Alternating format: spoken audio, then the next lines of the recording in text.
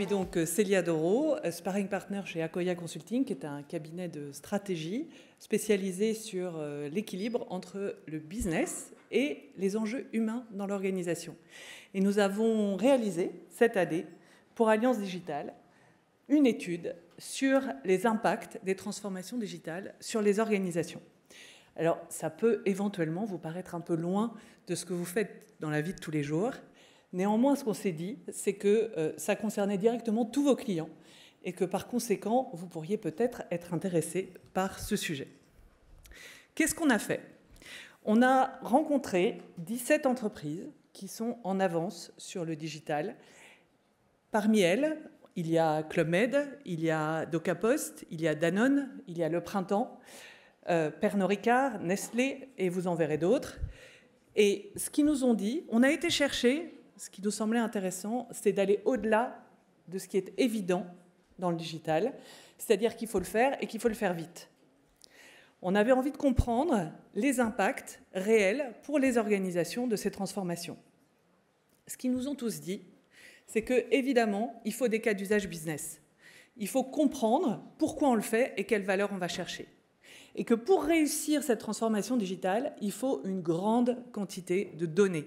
Évidemment, je ne vous apprends rien, mais un truc plus intéressant, il faut des données de qualité. Et ça, on commence à rentrer dans des enjeux importants.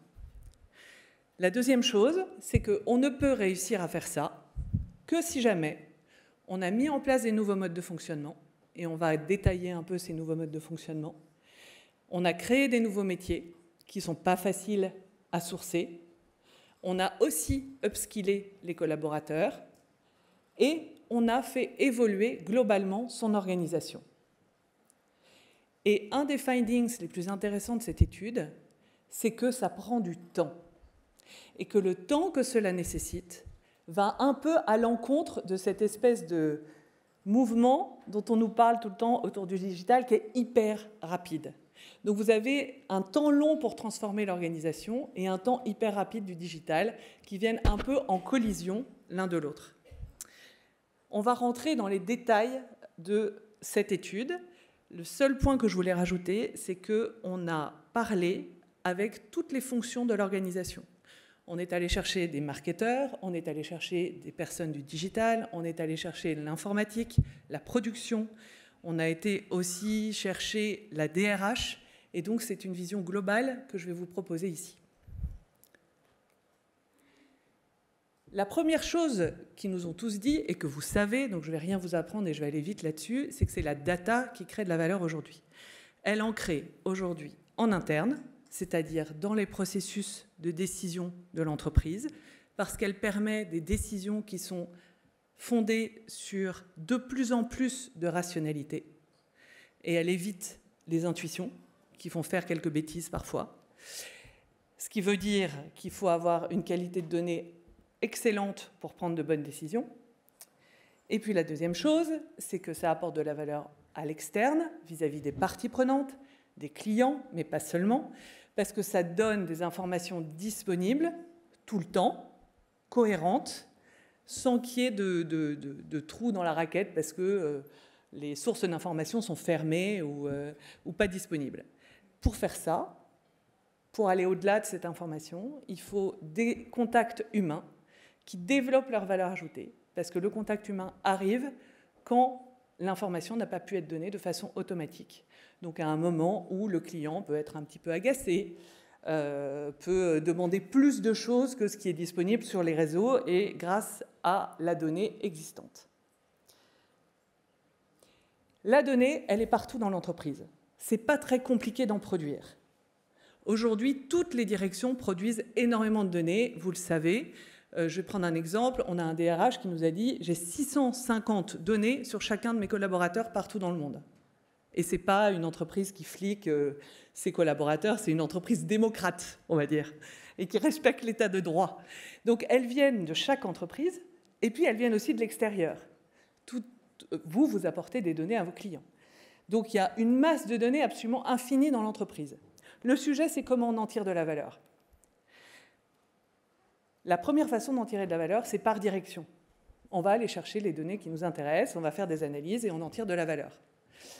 J'ai l'exemple d'un des DRH avec qui on a discuté qui dit « On a installé une data propre chez nous et on a un problème d'attrition de nos profils expérimentés qui ont 5 à 7 ans d'expérience. » Mon premier mouvement, c'est de dire je vais les augmenter et puis je vais faire un plan de rétention vis-à-vis d'eux.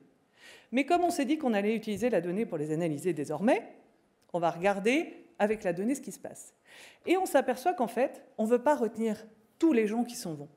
On veut en retenir que 10 à 15% en fonction de compétences très particulières. Alors, le plan de rétention est devenu complètement différent du plan de rétention initial qu'on aurait pu avoir en tête grâce à l'intuition. Donc ça, c'est un exemple typique de création de valeur en silo avec les données de la direction en question. Le truc, c'est que si jamais on veut aller plus loin, et c'est possible d'aller plus loin, il va falloir faire un gros travail sur la data. Et c'est à ce moment-là qu'on crée des vrais leviers de valeur grâce à la data. Qu'est-ce qu'il faut faire?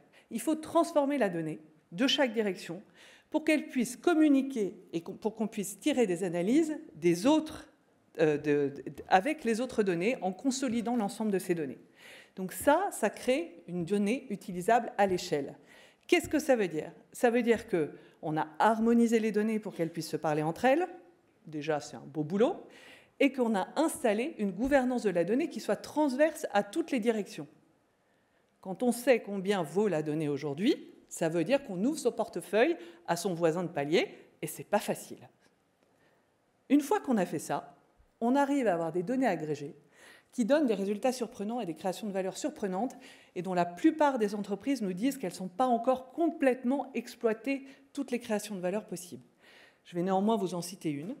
On a discuté avec une entreprise de FMCG qui nous a dit qu'elle avait découvert, en rapprochant les données marketing et les données RH, que la plupart des gens qui postulaient chez elle étaient ses clients, 80%.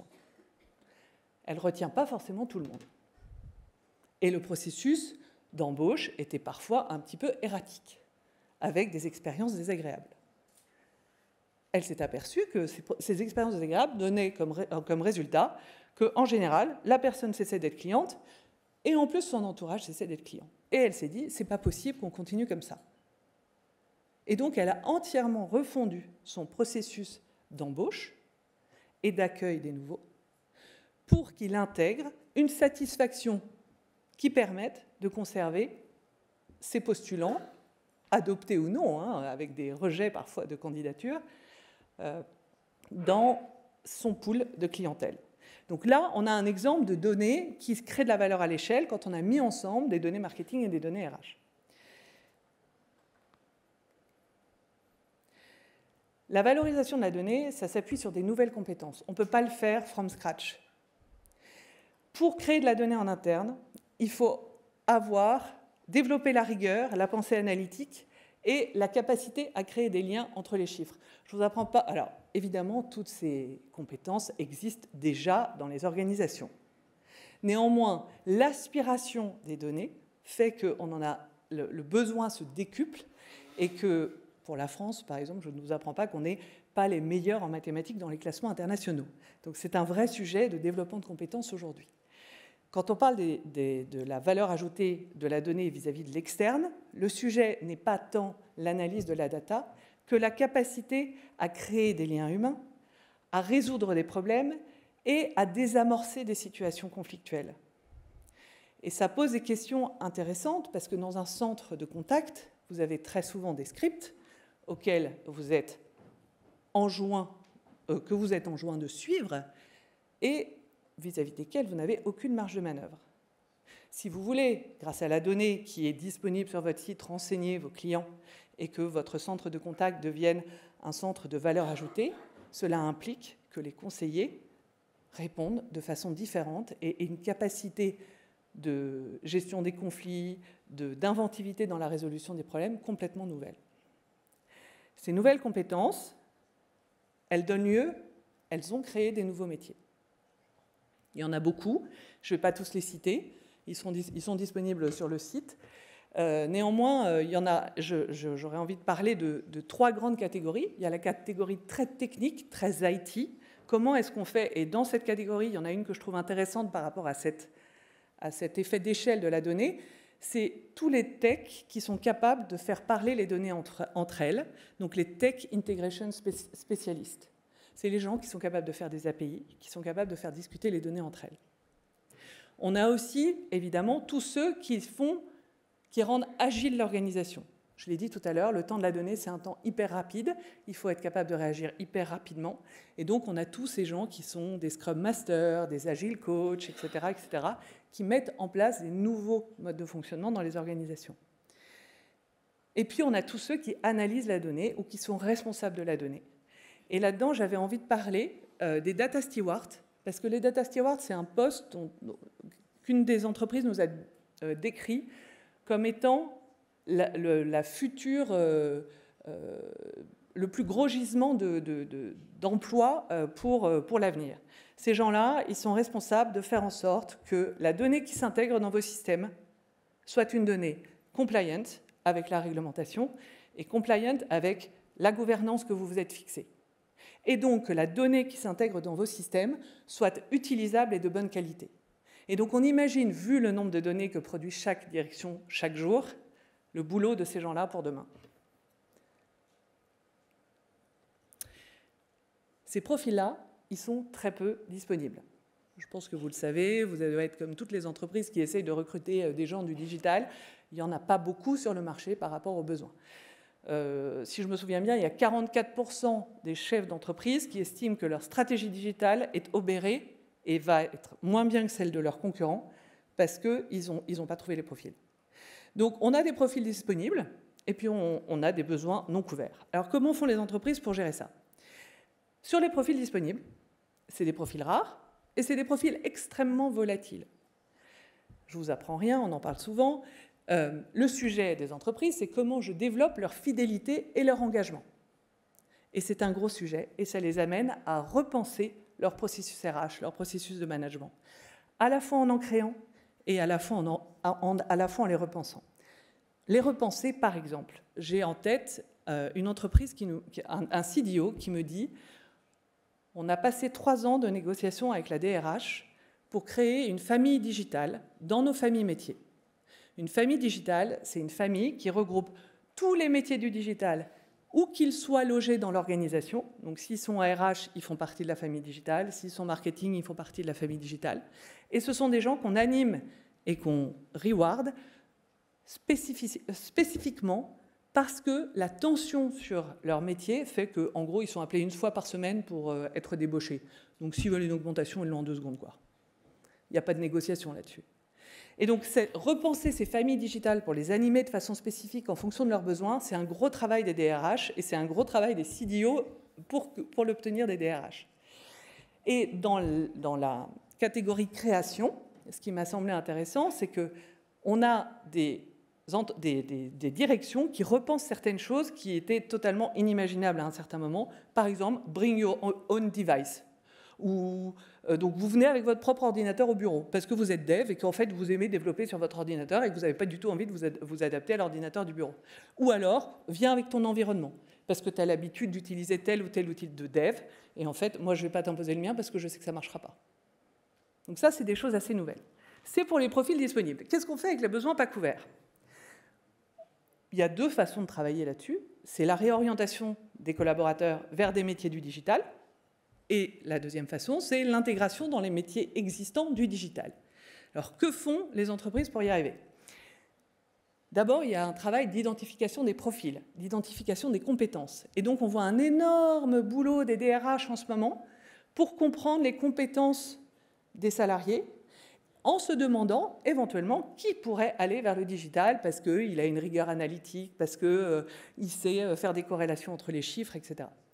Et puis, la deuxième chose, c'est évidemment les investissements importants en formation.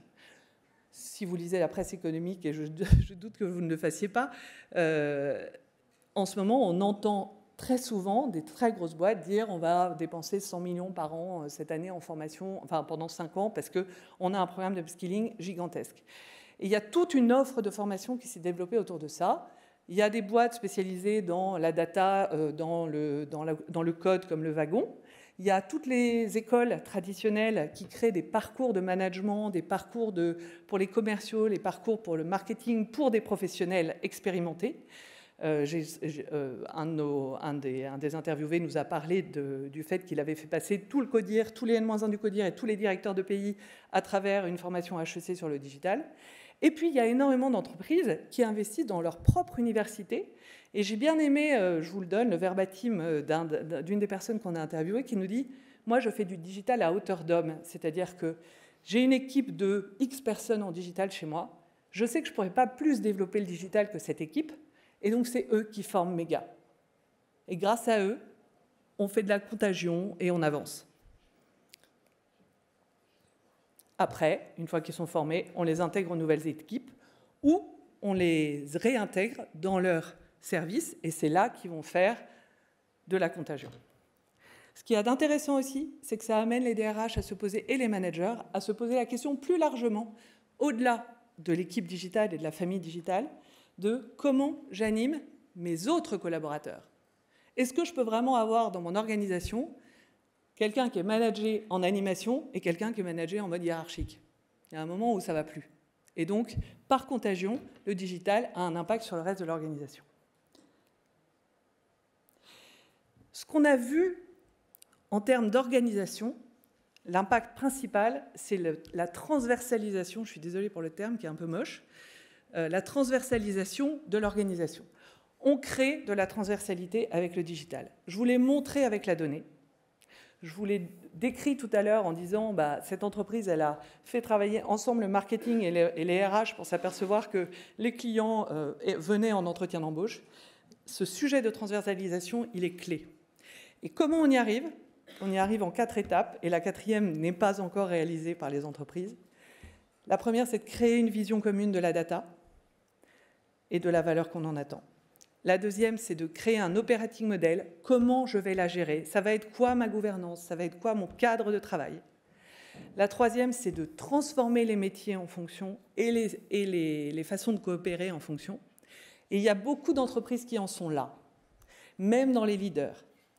Et la quatrième, c'est ce que nous a dit un des CDO, il dit « Alors vraiment, ma prochaine étape, c'est de réfléchir à qu'est-ce que c'est mes transformations fondamentales pour demain. Je mets mon entreprise au niveau du digital aujourd'hui, mais je n'ai pas encore réfléchi à ce que seraient les métiers de demain. Et c'est ça qu'il faut que je pense aujourd'hui, demain. » Ça nous donne 3 types d'organisations qui pourront peut-être faire tilt par rapport à ce que vous voyez chez vos clients. Le digital à l'intérieur d'une autre entité, le marketing, l'informatique, c'est ce qu'on a rencontré le plus. Donc le marketing, c'est plutôt dans les boîtes qui ont comme principal levier de création de valeur le marketing. L'informatique, c'est quand on a des vrais enjeux techniques autour de la data. On a des digital stand-alone. Ça, c'est le moment où l'entreprise a envie d'attirer l'attention sur le fait qu'elle a fait des progrès en digital et donc elle met le digital au COMEX. Et le digital a un budget, un planning, a un impact sur les autres directeurs du COMEX. Et puis le Digital Inside. Alors ça, c'est assez foisonnant. Chaque direction est responsable de son propre budget digital et de sa propre digitalisation. On n'est pas encore complètement sur de la transversalité quand on fait ça. Je vais aller assez vite là-dessus parce qu'on en a déjà parlé, mais pour reprendre, les 5 étapes de la transformation digitale, c'est la transformation data, la transformation RH, la transformation managériale. 2 sujets, la transformation des leaders.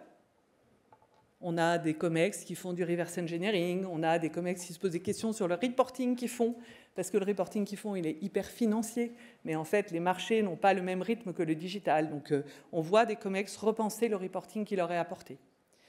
Et les défis, la peur et la résistance au changement. On pense tous qu'on va se faire remplacer par une machine et ce n'est pas très agréable. Donc le jour où on vous met de l'IA entre les mains, vous n'êtes pas sûr de vouloir l'utiliser. La difficulté à installer les nouvelles coopérations, ce n'est pas facile de se mettre à travailler avec un directeur qui vous a mis des bâtons dans les roues pendant je ne sais pas combien de temps. C'est un peu caricatural ce que je raconte, mais ce n'est pas facile. Et la sécurité informatique. Et pour conclure, le digital aujourd'hui, c'est des points forts, créer de la valeur, optimiser, améliorer l'expérience, décider. Mais c'est aussi des points de vigilance que toutes ces entreprises ont bien en tête, autour du pilotage des coûts, de la création des compétences, de l'anticipation des impacts sur la transversalité. Et surtout, ce qui nous a le plus surpris, c'est accepter et prévoir la lenteur. J'ai un petit dernier slide que je termine très vite. Les défis à venir, il y en a d'autres que ceux que j'ai décrits. Le management de la donnée, on en a parlé. La responsabilité sociale et environnementale, ça me paraît intéressant. On a des entreprises qui nous disent aujourd'hui, moi je stocke tout. Je ne sais pas si c'est de bonne qualité, je ne sais pas si c'est utilisable, mais au cas où, je le garde. Parce que peut-être que ça va être utile à un moment donné et je serais bien idiote de l'avoir supprimé. On sait que ce n'est pas une pratique durable. On sait que ça doit changer. On ne sait pas encore très bien comment, mais c'est un sujet qui va devenir de plus en plus important. Les données, ça coûte cher à stocker, ça prend beaucoup d'énergie et ça ne va pas être possible de continuer comme ça très longtemps. Le droit et l'éthique, bien sûr, gérer de la donnée en Chine, en Europe et aux États-Unis, ce n'est pas du tout la même chose. Quand on est une entreprise globale, il faut se poser la question de quel est notre plus petit dénominateur commun.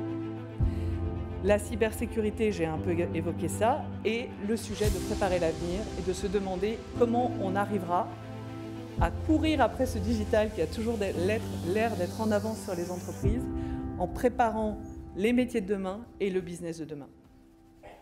Je vous remercie. Merci beaucoup.